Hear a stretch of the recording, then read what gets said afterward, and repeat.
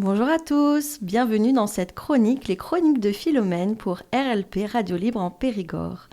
Aujourd'hui, nous sommes accompagnés de Marie-Yvonne Giraud qui a fait le rallye des gazelles. Elle va nous en dire plus. Qu'est-ce que c'est Kekeiko? Et nous aurons Josette Chuté qui est avec nous aussi, qui est l'amie de Marie-Yvonne Giraud, qui sera là avec nous aussi pour nous accompagner. Aline Benazé est avec nous aussi également, qui m'interviewera.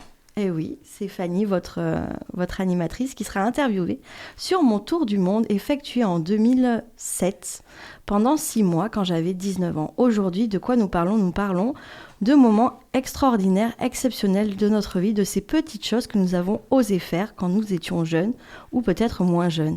Alors Marie-Yvonne, pourriez-vous nous parler de ce rallye des gazelles? Quel âge vous aviez quand vous avez osé faire ce rallye des gazelles? J'avais 50 ans. Wow. J'étais à la veille des 50 ans quand j'ai pris la décision.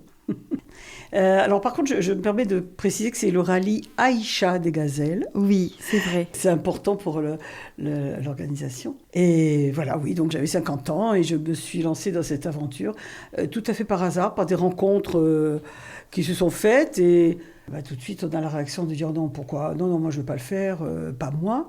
Et pourquoi pas moi? Et en fait, voilà, j'ai osé. Vous avez osé, c'est magnifique. Et donc, pour les auditeurs, donc, le rallye Aïcha des gazelles, qu'est-ce que c'est? Est-ce que vous pourriez nous expliquer? Alors, le rallye Aïcha des gazelles est donc un rallye raid, bien sûr, qui est exclusivement féminin.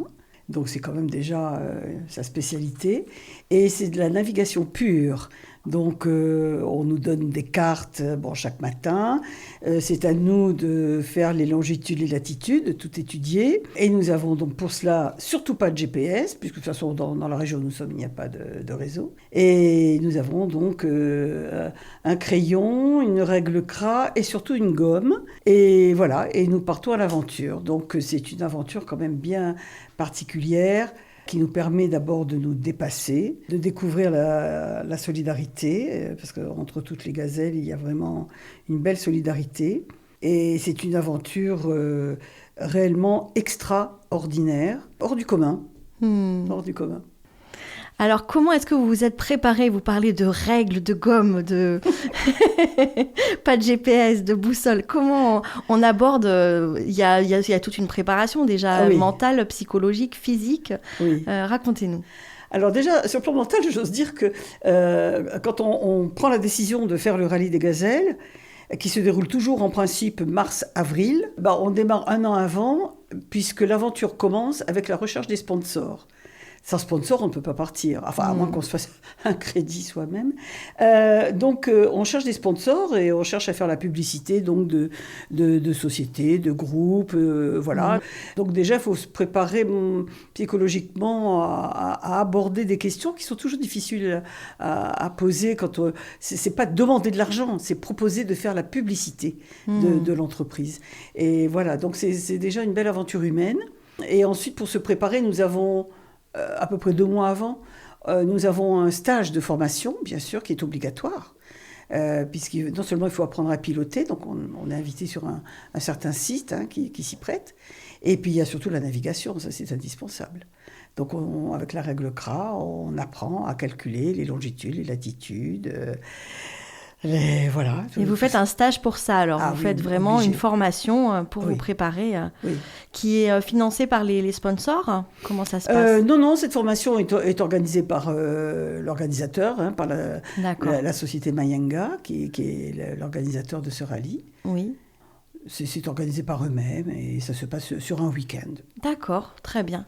Donc c'est accessible, j'ai envie de dire, à toutes. C'est un rallye 100% féminin. On est bien d'accord avec ça. Oui. Et tout le monde peut... je veux dire, vous n'étiez pas une athlète au niveau, vous n'étiez pas... Non, pas du tout. La seule chose, il faut avoir son permis de conduire. Voilà. D'accord. Mais autrement, non, il ne faut pas... Alors, il faut être quand même, physiquement, il faut être quand même bien dans sa tête, mais dans sa peau aussi, parce que c'est quand même une épreuve, c'est quand même pas évident.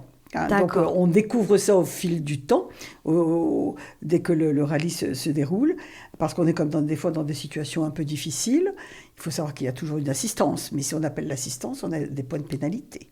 Ah, d'accord. Allez, parlez-nous un petit peu des galères. Après, on parlera des bons moments. Mais qu'est-ce que vous avez eu de croustillant à nous raconter où vous étiez vraiment Alors, dans la panade, où vous vous êtes dit, mon Dieu, qu'est-ce que je fais là? Peut-être que ça vous est arrivé. Oui.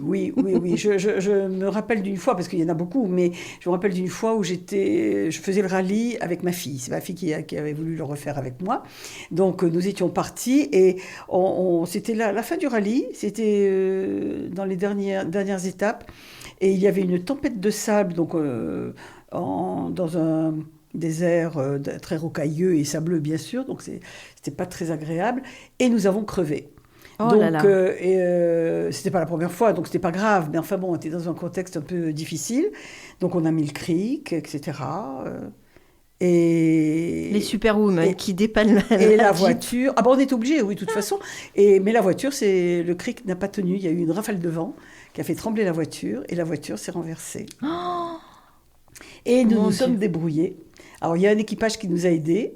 Et nous avons réussi à remettre le cric, nous avons réussi à reconsolider tout ça, à changer la roue. Ah oui, d'accord. Mais voilà, mais ça a été quand même une épreuve, je me rappelle particulièrement de celle-ci. Autrement, oui. Oui, c'est éprouvant, j'imagine, dans ces moments-là. Ah oui.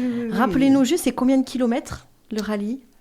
Ah, alors, par jour, on en fait à peu près 200, enfin, on doit être à 2000-2500 kilomètres sur les 9 jours où le rallye A se lieu. déroule. Mhm. Et donc tous les matins, nous nous levons à 4 heures du matin, nous sommes réveillés à 4 heures du matin. À 5 heures, nous avons le briefing. On nous donne les cartes sur lesquelles il faut travailler. Et à 6 heures, il y a le départ. Donc tout ça, au milieu, il y a le petit déjeuner, il faut plier la tente, parce qu'on ne part jamais sans sa tente, car le soir, on ne sait pas où on est. Et si on n'a pas le temps de rentrer au bivouac, on reste là où on est, en plein désert. Et on descend de voiture et on monte notre tente. Ça vous est arrivé, vous, personnellement, Marie-Yvonne? Ah oui. Oui. Oui, plusieurs fois. Et une fois, nous étions avec des Canadiennes qui arrivaient vers nous, qui étaient apeurées et qui ont dit, on ne peut pas rester là. Et on a dit, oui, non, on reste là, on ne peut pas aller plus loin, c'est trop scabreux. On voyait sur la carte que le terrain n'était pas bon. Et c'est la première fois qu'elle le faisait, c'est très, très, très, très inquiète. Mais non, après, on s'adapte. Oui, j'imagine, c'est une des principales qualités, l'adaptation pour être une gazelle. Obligé. Obligé. Et alors, parlez-nous de ces meilleurs moments, alors. Les meilleurs moments, c'est lorsque vous trouvez les balises, puisque donc nous allons d'étape en étape, nous avons un certain nombre de balises à découvrir donc dans la journée. Et chaque fois que l'on découvre une balise, c'est Noël. Oui, voilà, c'est une joie extraordinaire. Ce sont des cris dans la voiture, des fois des pleurs, mais de joie.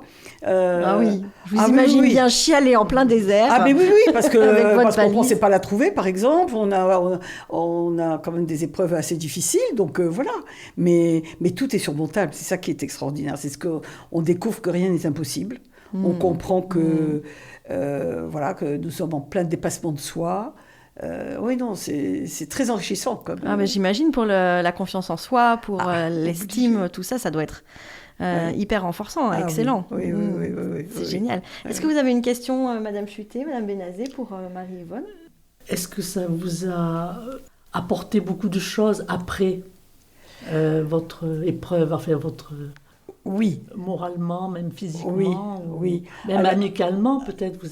Amicalement, oui, ça, de toute façon. Et puis, on sort de ce genre d'épreuve, on en ressort grandi, de toute façon. Et en plus, on fait toujours des actions au cours du rallye. Par exemple, avant de partir, nous avons à l'époque, nous signions une charte pour que le désert reste propre. Donc, au fil de nos kilomètres, quand on voyait un vieux pneu, quand on voyait une bouteille plastique, malheureusement on en voyait beaucoup, on les ramassait. On rapportait ça au bivouac. Il y avait tout un système de récupération et l'organisation elle-même était en contact avec les autorités. Voilà. Et donc ça a énormément évolué, moi, depuis ma dernière participation. Là, en 2007, il faut savoir quand même que l'organisation a été nommée ISO 14001. Il y a des contrôles réguliers et chaque fois que le bivouac se déplace, le désert est propre. Et ça, c'est un engagement. Et depuis maintenant quelques années, je ne sais plus, je dirais des bêtises, mais depuis quelques années en tous les cas, le rallye est sous le haut patronage du roi Mohamed VI. Et donc, dans le respect de l'engagement de chacune, on tient à ce que le désert reste propre et que nos voitures également n'abîment pas trop. Donc voilà. Super. Il y a même des voitures électriques maintenant. Qui font le rallye ? Oui, elles ont un circuit particulier. D'accord. Et il y a, dans le cadre de la charte environnementale, c'est très, très, très suivi. Très bien. Voilà. Moi, j'ai une question. Qu'est-ce que le désert vous a apporté ? C'est magnifique. On prend conscience que nous ne sommes qu'un petit grain de sable, autant que tous les grains de sable qui nous entourent. Il n'y a rien, mais en fait, il y a tout.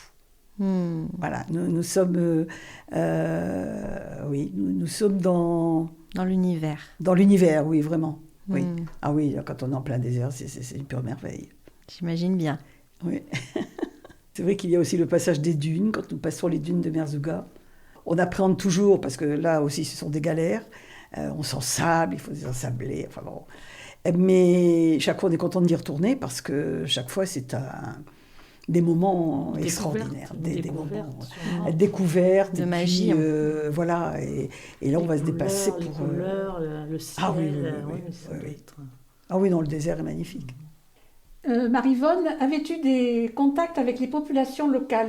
Ah oui, tout à fait. Alors, nous en avions, parce que d'abord, quand on est au milieu de nulle part, si on s'arrête pour changer un pneu qui crève ou autre chose, vous voyez d'abord des enfants, vous ne savez pas d'où ils viennent, qui arrivent de partout, qui veulent vous aider. Donc, et en fait, on a un partage avec eux. D'abord, on leur donne de l'eau, on fait des échanges, on leur donne des bonbons, mais surtout pas de crayons, parce qu'il y a quand même un accord avec les ministères marocains. Et donc, voilà, il ne faut pas les habituer, on va dire, à la mendicité. Donc maintenant, de ce côté-là, au Maroc, il n'y a plus ce genre de choses. Et donc, on les gâte, voilà. C'est une gâterie comme on ferait ailleurs. Donc, on a ce contact. Et en parallèle, alors ça me donne l'occasion de dire qu'en parallèle du rallye, il y a une caravane médicale, Cœur de Gazelle, et qui est vraiment parallèle, hein. Ça suit, puisque le soir, tout le monde se retrouve au bivouac. Et là, il y a des médecins, des gynécologues, des ophtalmos, médecins généralistes, etc., des dentistes. Et nous allons donc dans des coins très, très, très reculés.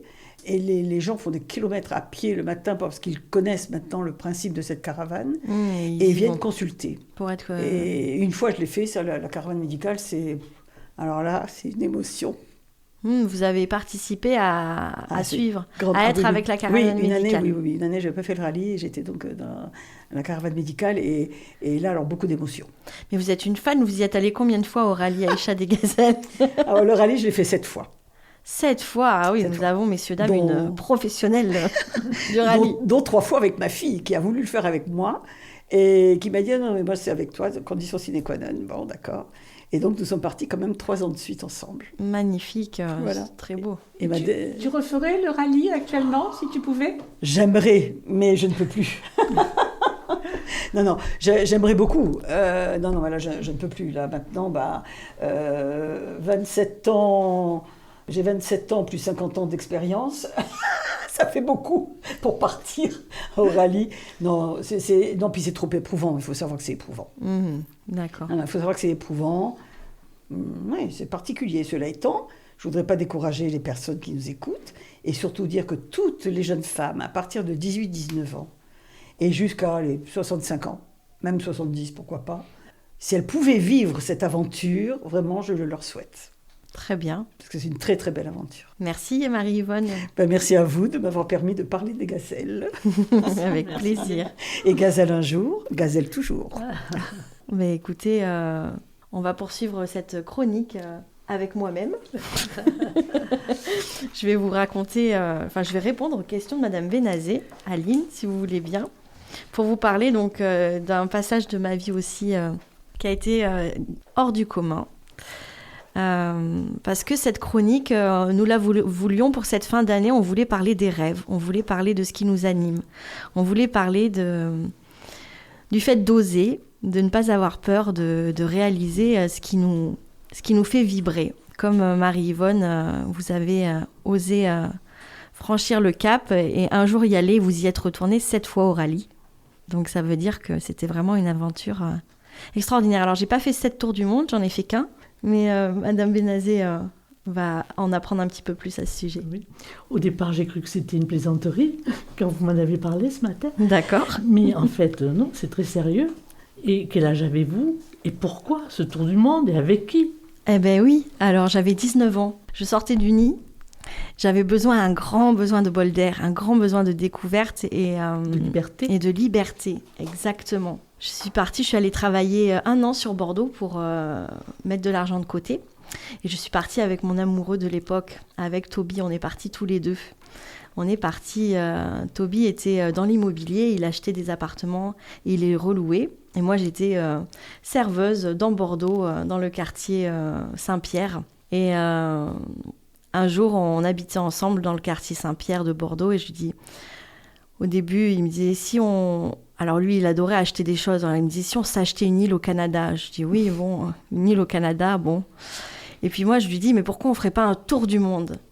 Je me souviens, je l'avais accueilli dans notre appartement. J'avais mis un grand planisphère comme il y a dans le studio radio, là. Et j'avais mis plein de petits post-it d'endroits où nous irions. Et j'avais acheté aussi un globe. Enfin voilà, je lui avais mis plein de signes. J'ai dit, devine ce qu'on va faire. Et puis, donc du coup, il m'a dit, oui, on va faire le tour du monde. Et puis, quelques mois après, c'était, je crois, en avril. Et puis, au mois d'octobre, nous sommes partis en 2007. Sac à dos? Sac à dos, billets d'avion en poche. Chaussures de marche? Chaussures de marche, ah oui, j'en avais acheté. J'avais acheté des grolles, des belles chaussures de marche à 100 € dans une boutique exprès et tout. J'ai mis que mes claquettes que j'ai achetées en Inde. 3 roupies, j'ai mis ça tout le long. Elles m'ont lâché à Londres sur le changement d'avion. Je dis, c'est que c'est la fin du tour du monde. On rentrait. J'étais malade. J'avais pas été malade en 6 mois. J'ai pas été une seule fois malade. Bref, et là, sur le chemin du retour, je chope la tourista au Pérou. Et mes chaussures, mes claquettes clash. J'avais mon gros sac à dos. Je galérais pour changer d'avion. Et puis voilà. Et puis retour à Paris-Montmartre, où on avait un hôtel qui nous attendait. Voilà. Le premier pays? Premier pays, l'Inde. Ah. Oui, j'ai commencé fort. Oui. Avec le recul, maintenant j'ai 38 ans, donc 20 ans plus tard, 19 ans plus tard, je me dis, waouh, Fanny, quand même, t'es pas allée de main morte. Inde, c'était Madras. Après, on est monté jusqu'à Calcutta récupérer un autre avion. Donc, on s'est fait toute la mangrove du Bengale, dans des cales de bateau, à dormir tous les deux, parce qu'on voulait pas dormir avec tout le monde, on voulait dormir à un amoureux. On était contre des moteurs de bateau pour être tous les deux serrés sur des lits qui faisaient 60 cm de large, même pas. Enfin bon. C'était rigolo. Oui. Bon, enfin, pays vraiment extraordinaire. Oui, de contraste, pour une jeune fille de mon âge qui n'avait jamais été confrontée à la mort, de voir des morts passer dans la rue, des gens volés à Calcutta parce qu'ils ont des accidents. Tout le monde qui continue le cours de sa vie, rien n'arrête, même la mort, rien ne peut arrêter le quotidien des gens avec un cœur sur la main, des amours. Oui. Enfin, des rencontres bourrées de contrastes qui étaient complètement hallucinantes pour la petite femme que j'étais. Je sortais du lycée. Sûr. Deuxième pays? Alors là, la Birmanie. J'arrive en Birmanie. Donc le pays commence à s'ouvrir, il y a la junte militaire. Enfin, vous connaissez la situation birmane. J'arrive là-bas, Déjà, j'arrive de nuit. Je décide de prendre un bus et là, je vois même des enfants, des adultes cracher dans des poches plastiques de la salive rouge. Partout, ces poches plastiques sont accrochées dans le bus. Je me dis, qu'est-ce que c'est Keiko, ce pays? Qu'est-ce qu'ils ont tous? J'ai l'impression que je suis arrivée dans un pays où il y a une rage de dents nationale. J'ai peur. Finalement, en plein jour, je découvre par un tchouk-tchouk, quelqu'un qui fait du tchouk. Enfin, vous savez, là, les pousse-pousse. Les petites Vespa. Voilà, voilà, exactement. Qui, en fait, ils mangeaient de la noix de coco qui faisait une salive rouge très foncée et qui était comme une drogue pour eux. Mais moi, j'ai eu peur toute la nuit dans ce bus, jusqu'à ce que j'arrive le lendemain à Mandalay, la préfecture de la Birmanie, car nous voulions aller voir les temples à Rangoon, un des plus gros sites archéologiques d'Asie, où il y a des temples qui s'appellent les Zetis. Et il y en avait plus de 50 000 à la ronde, maintenant il n'y en a plus que 20 000 sur ce site qui s'appelle Bagan. C'est quand même énorme. Donc on s'est retrouvés avec Toby dans cet endroit archéologique magnifique. Et d'ailleurs j'ai pris une pirogue et c'est la première fois que j'ai rencontré des personnes, des femmes qui n'avaient jamais vu de blanche. Alors là, Tanaka, elle voulait me mettre de la noix de coco sur les joues, Tanaka. Et puis elle me regardait comme si j'étais Adriana Carambeu. J'avais l'impression d'avoir pris du galon alors que bon, j'étais juste petite, brune. Enfin, pour un Français, une caucasienne tout à fait normale, mais pour elle, j'étais la 7e merveille du monde. Et ça aussi, cette rencontre avec ces femmes et avec ce peuple avec ces femmes qui n'avaient jamais vu de blanche. Donc il y a eu tout un rapport un peu timide, un peu pudique entre nous, parce que moi je l'ai trouvée magnifique et elle me trouvait magnifique. Alors on osait se regarder et on se dévorait du regard. Enfin c'était très, très, très étrange et rigolo comme situation. Et puis ce peuple qui a une joie de vivre parce qu'il n'a pas le choix, mais une mélancolie dans le cœur parce qu'il ne peut pas sortir de son pays. Il y avait quelque chose, c'est juste la première fois que j'allais dans un pays où il y a une dictature, donc c'était très touchant. C'était un pays qui m'a énormément marqué. Oui, puis la capitale qu'ils ont créée, où il n'y a personne. Je ne sais pas si à l'époque vous aviez vu ça. Alors Rangoon était quand même habité quand j'y suis passée. Oui, mais ils avaient créé une capitale. Oui, Mandalay. Oui, et il n'y avait personne. Enfin, oui. Il y avait des autoroutes, il n'y avait pas de magasins, tout était vide. C'est très spécial. Et parce qu'ils écoutent beaucoup des gens qui leur donnent des... Je ne sais pas comment m'expliquer. Oui, c'est ça, des spirituels. Ils écoutent beaucoup de choses comme ça. Et le chef de l'État de l'époque avait décidé, c'était l'armée, qu'il fallait que ça soit là. Donc, et vraiment, mais des gens très attachants aussi. Oui, c'est ça. Un très beau peuple. Après, Thaïlande, là, j'ai fait que de la plongée. Je suis allée voir les dauphins, les requins même. J'ai vu des... Enfin voilà, je me suis payée 15 comme des vraies vacances. Je crois que oui, j'avais besoin de farniente et de braver une peur de l'océan. Là, ça a été l'occasion d'aller un petit peu confronter ma peur des profondeurs. À Noël, j'étais sous 30 mètres de profondeur. Et je disais joyeux Noël à tous les poissons parce que j'étais shootée au truc des profondeurs là. Vous savez, il y a une ivresse un peu. Alors, je disais joyeux Noël.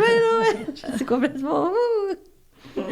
Et voilà. Et puis après, ça a été Singapour, le nouvel an à Singapour. Ça a été Singapour où là, c'était une vie plus stricte, plus rigide. Et je commençais à voir, c'était en 2007, j'ai commencé à voir ce qui se passe aujourd'hui. Les jeunes, les gens, tout le monde avec leur téléphone portable, avec leur tablette, qui se parlent très peu, peu de lecture journal. Enfin, je vois ce qui se passe. Ils avaient un peu d'avance, quoi. Mais ce qui se passe plus aujourd'hui, c'est rigolo. Est-ce que vous aviez toujours des contacts avec votre famille ? Alors oui, ma mère a même appelé l'ambassade. Il faut que je vous raconte. Je lui dis, maman, ne t'inquiète pas. Je passe à Bali. À Bali, il y a très peu d'Internet, d'endroits, de points Internet. Ne t'inquiète pas. Malheureusement, il y avait eu un crash d'un avion la veille du mien. Elle ne savait pas trop nos jours de départ. Et quand je suis arrivée en Australie, comment ça s'est passé ? Il y a l'ambassade qui m'a appelée, parce que j'avais un portable, et j'ai l'ambassade qui m'a appelée en me disant « Votre mère vous cherche partout, elle s'inquiète ». J'ai eu la frousse de ma vie, je me dis « Mais c'est pas possible ». Qu'est-ce qui se passe ? Maman, qu'est-ce qui se passe ? Donc du coup, mais pourquoi ? C'est le crash de l'avion. On l'a jamais retrouvé. Mais moi, ça allait, oui, parce que sinon je ne serais pas là pour vous parler. Mais c'est vrai que donc, maman avait souvent des contacts avec nous. Mais là, quand elle n'en a pas eu, tout de suite, elle s'est inquiétée. C'est un peu normal c'est aussi. Légitime, oui. Je suis maman maintenant. Laisser ma fille partir à l'autre bout de la planète, ça fait peur. Et après l'Australie ? Alors après l'Australie, après il y a eu la Nouvelle-Zélande. Ouais, c'était magnifique. Ouais, c'était vraiment des très beaux pays. L'Australie, ce qui était super, c'est que j'ai rencontré Pinot. J'ai fait une belle rencontre à Bali. Un monsieur journaliste qui était justement allé dans le Triangle d'Or là, pendant les guerres birmanes. On en avait beaucoup parlé ensemble. Parce que pendant mon voyage, je lisais Noam Chomsky, j'étais sur la politique internationale, je m'intéressais à là où j'étais. Et du coup, on s'était liés d'amitié parce qu'on avait des atomes crochus sur la politique. Et puis, il me dit, Fanny, si tu veux, tu viens chez moi. J'ai dit, ah oui, t'habites à Sydney parce que je passe par Sydney. Il fait, yeah, I live in Sydney, j'habite à Sydney, donc t'inquiète pas. Et là, moi, je débarque avec mon petit copain à l'aéroport, j'appelle au numéro où il me dit d'appeler. Et c'était son coloc qui n'était pas du tout au courant ni d'Adam ni d'Ève qu'on vienne. Et finalement, on est resté 15 jours chez lui. Il nous a hébergés parce qu'on était bien. Il était content de nous voir. Ça se passait super bien. J'ai dit, on va rester. Parce qu'après, il fallait. Notre tour du monde, en fait, c'est un billet qui nous déposait quelque part. Il fallait qu'on prenne un avion ailleurs. Donc là, on était arrivé à Melbourne. Je montais à Sydney. J'étais arrivée à Brisbane, Sydney, et il fallait que je reparte par Melbourne pour aller après en Nouvelle-Zélande. Que d'aventure. Mais c'est vrai que. Quand on est dedans, je sais pas vous Marie-Yvonne, quand on est dedans, quand on vit une aventure comme ça, un voyage, ou quand on est dans une aventure un peu extraordinaire, on s'en rend compte sans s'en rendre compte, on est dans le flot des événements, et puis ça avance, et puis des fois, souvent, on a cette capacité, Dieu merci, j'ai cette capacité d'être en gratitude, et je m'arrête et je dis, waouh, c'est trop génial. Mais c'est vrai que les événements... passe à une vitesse incroyable. On est dans un autre monde, on est dans notre bulle, on va dire. Hein. Oui. On est dans notre bulle. C'est ça défile, et puis après quoi on se dit « Oh, ouais, je l'ai fait, j'ai fait ça ». Ou c'est comme après, j'ai fait des voyages en stop qui sont juste extraordinaires, et sur le coup, j'avais juste envie de partir quelque part et j'avais pas une thune, c'est tout. Voilà, donc voilà pour mon tour du monde. Après, il y a eu le Pérou, le Chili et le Pérou. Et après, on est rentré. L'Amérique latine. C'était un rêve pour moi d'aller en Amérique. Alors, on a fait juste un petit bout. Bon, c'est déjà pas mal, hein. Oui. Mais c'était un rêve de fouler un peu ce continent, d'être dans le folklore péruvien, le folklore aussi chilien, d'être dans ce pays qui est aussi extraordinaire. Oui. Je voulais descendre en Patagonie, et puis mon ex de chéri, qui était entrepreneur dans l'âme, me dit « Fanny, on rentre... parce que ce tour du monde devait durer 1 an, il a duré 6 mois. Il me dit « Fanny, on rentre parce que je veux acheter la maison de mes parents et je veux la retaper. » Il voulait construire, continuer ses projets, avancer dans ses projets. Et finalement, nous sommes rentrés plus court. On devait passer 6 mois. Et on a passé 2 mois en Amérique latine, on devait passer 6 mois. Ouais. Mais c'était super. Dans votre périple, oui. Vous n'aviez pas envie de faire soit le pôle Nord ou soit l'Antarctique ? Ben non. C'était pas au programme des destinations. C'était une agence de voyage qui vendait des tours du monde comme ça. Et maintenant, j'aurais plus envie de grand froid. Ça pourrait me donner envie. Mais à l'époque, ça m'a pas passé à l'esprit, non, de monter aussi haut, aussi froid. Maintenant, le Canada, des pays comme ça, des destinations comme ça, l'Alaska, le Groenland, l'Islande, j'aimerais beaucoup aussi. Quel est le pays qui vous a le plus plu, tout simplement, que vous avez préféré ? Je pense que c'est l'Inde. Oui. C'est là où je reviendrai les yeux fermés, peut-être montrer ça à ma petite fille, ouais. Et l'histoire d'amour dans tout ça ? Ah, l'amour. Les histoires d'amour finissent mal, en général. Non, ça a bien fini, mais c'est de l'amitié maintenant. Super. C'est un beau souvenir. Le retour n'a pas été trop difficile ? Eh bien, écoutez, non. La réadaptation à la vie quotidienne ? Si, quand même. C'était bizarre. Parce que j'avais vécu quelque chose d'extraordinaire, et puis je revois mes oncles, mes tantes, ma famille, comme si on s'était vu la veille, et ils me parlaient du lapin qu'ils avaient bouffé la veille au repas, où moi je revenais d'un truc de dingue. Et c'est vrai que... Avec un quotidien... Il y avait un décalage. Il y avait un décalage avec tous ceux qui avaient eu leur routine, et qui pour eux 6 mois, c'était comme si c'était 2 mois. Donc oui. Mais bon, la petite Fanny a dû passer le bac en candidat libre, que j'ai eu. Dieu merci, mamie m'a pas fâchée, parce que j'ai eu mon bac, et puis après j'ai pu monter mon entreprise, et puis continuer sur d'autres aventures, vu que j'avais des projets aussi. Je pense que c'est difficile quand on rentre et qu'on fait rien. Oui. Quand on arrête un rêve et qu'on retourne à la dure réalité parce qu'il y a pas de projet, mais moi j'avais des projets, j'ai ouvert mon café bouquinerie dans la foulée sur le thème du voyage. Donc je suis restée dans l'énergie de mon tour du monde. J'ai acheté des livres du monde entier, des Lonely Planet, j'ai acheté tous les guides du routard que je trouvais pour mon magasin. Donc j'étais encore dans mon tour du monde un petit peu, puis encore un peu avec tous ces gens que j'avais rencontrés. Dans un nouveau rêve. Dans un nouveau rêve, c'est ça. Mais c'est ça un peu la vie, on va de rêve en rêve en fait. Mais quelle expérience quand même pour une jeune femme, c'est formidable. Oui, c'est vrai, ça l'est.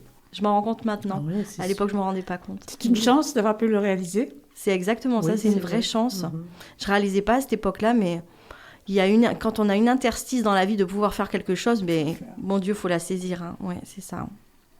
Voilà. Si on sait s'aller, de toute façon, on n'a jamais le temps, ça n'est pas pour nous, ça n'est pas possible. On n'a pas les moyens, alors que si vraiment on aime ce qui se présente, enfin le rêve qui va se présenter, si on arrive à le vivre, on arrive à le vivre et puis on se dépasse. Et à composer avec. Et voilà, on se dépasse, ouais.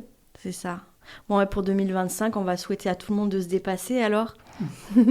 Oui. Est-ce que je peux rajouter quelque chose pour le Rallye des Gazelles ? Bien sûr, Marie-Yvonne. Parce que là, ça va être donc la 34e édition, tout de même, qui se déroule au mois d'avril, à partir du 17 avril, si je ne me trompe. Et le départ, comme l'année dernière, là maintenant, le départ officiel, va être donné par le prince de Monaco. Et ça se passe donc à Monaco. Donc il y a quand même un certain... prestige. Un certain prestige, voilà. Très bien, super. Petit coup de pub promo. Tous ceux qui ont envie de faire le Rallye des Gazelles. Pour les copines qui un jour voudront le faire. Génial. Bon, merci de nous avoir écoutés sur RLP. Merci à Radio Libre en Périgord. Merci à Aïda de nous avoir fait la technique. Merci à vous toutes, mesdames, pour cette interview, ce petit moment passé ensemble. Je vous souhaite à tous et tous auditeurs une très belle journée, fin de journée. Peu importe à quel moment vous nous écoutez, dans tous les cas, le meilleur pour vous. Et nous vous disons à très bientôt. Au revoir.